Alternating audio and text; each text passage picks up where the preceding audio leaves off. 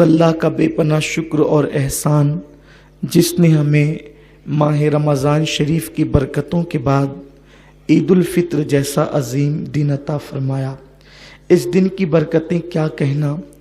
अल्लाह के हबीब गैबदा नबी मुस्तफ़ा करीम रऊफ़ुर रहीम सल्लल्लाहु अलैहि वसल्लम ने इरशाद फरमाया कि जब ईद की रात आती है, जिसको इनाम की रात लैलतुल जायज़ा कहते हैं, अल्लाह ताला फरिश्तों से पूछता, ए फरिश्तों, जिन मजदूरों ने अपना काम मुकम्मल किया उनको क्या मिलना चाहिए। फरिश्ते अर्ज़ करते, मेरे अल्लाह, जब मजदूर काम मुकम्मल कर ले तो उसको पूरी पूरी मजदूरी देनी चाहिए। अल्लाह इरशाद फरमाता है, मेरे बंदों ने तरावी पढ़ी, मेरे बंदों ने इबादतें की, मेरे बंदों ने नमाजें पढ़ी, मेरे बंदों ने रोज़े रखे, जाओ मैंने उन सबको बख्श दिया।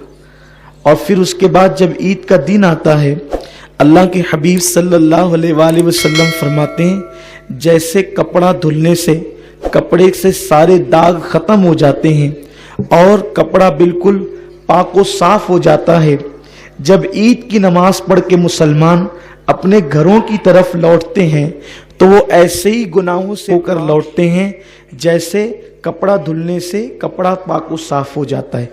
यानी मुसलमानों के मोमिनों के दफ्तर में एक गुनाह भी बाकी नहीं होता और अल्लाह उनके सारे गुनाहों को माफ़ कर देता है।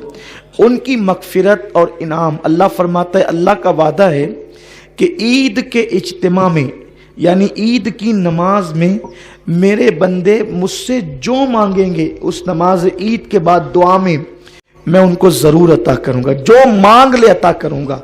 आज का दिन इतना मुबारक दिन है, लेकिन आपको ये बात मालूम है कि जब रमज़ान शरीफ आता है तो शयातीन को अल्लाह ताला जहन्नम में कैद कर देता है, और जब शयातीन जहन्नम में कैद हो जाते हैं तो ईद के दिन उनको फिर से आज़ादी मिल जाती है।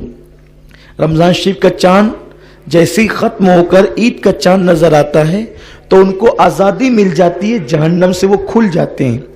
और ईद की सुबह को वो शैतानों का जो सबसे बड़ा सरदार होता है वो अपने सर पे खाक डालता है।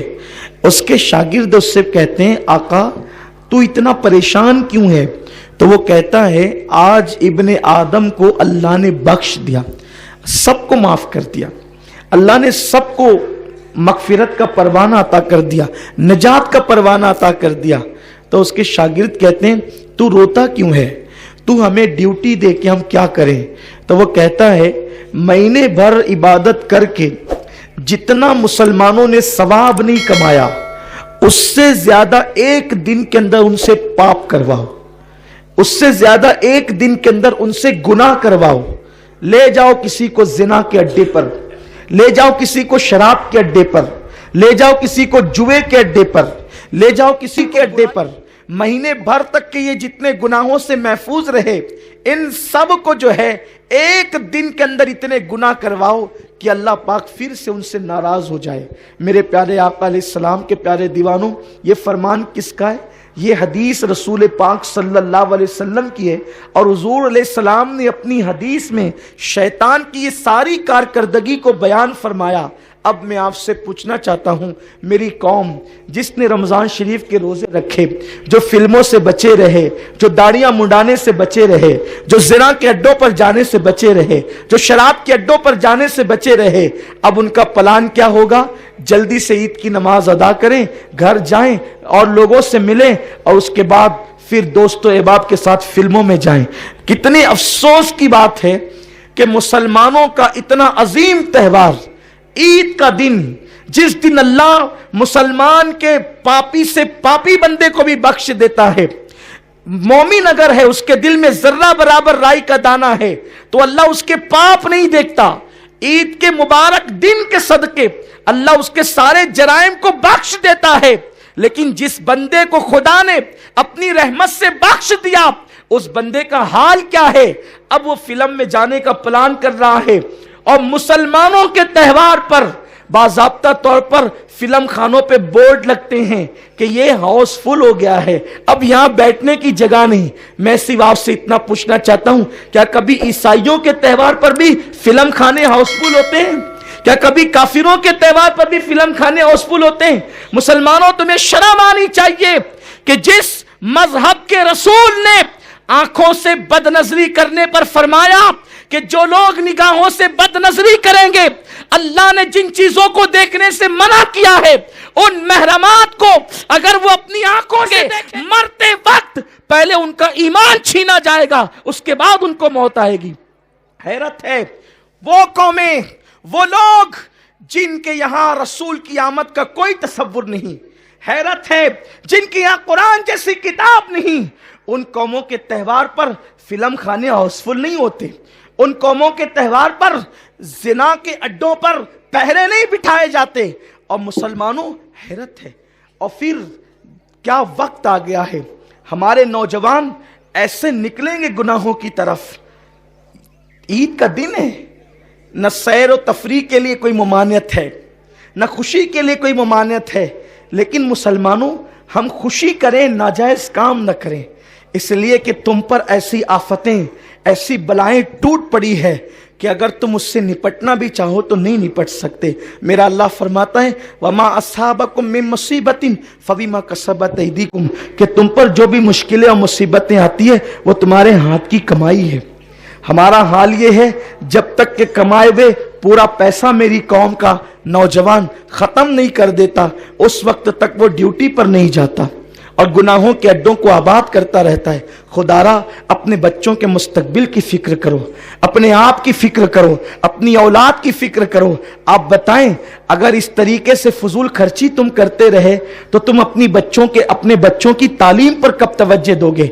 लोग कहते हैं कि मुसलमानों के पास पैसे नहीं है, इसलिए वो अपने बच्चों को पढ़ाते नहीं है। अपने बच्चों को नहीं पढ़ाते हो, तुम्हारे बच्चे जाहिल और गवार रहते हैं, तो गुर्बत तुम्हारे घर से नहीं निकलती।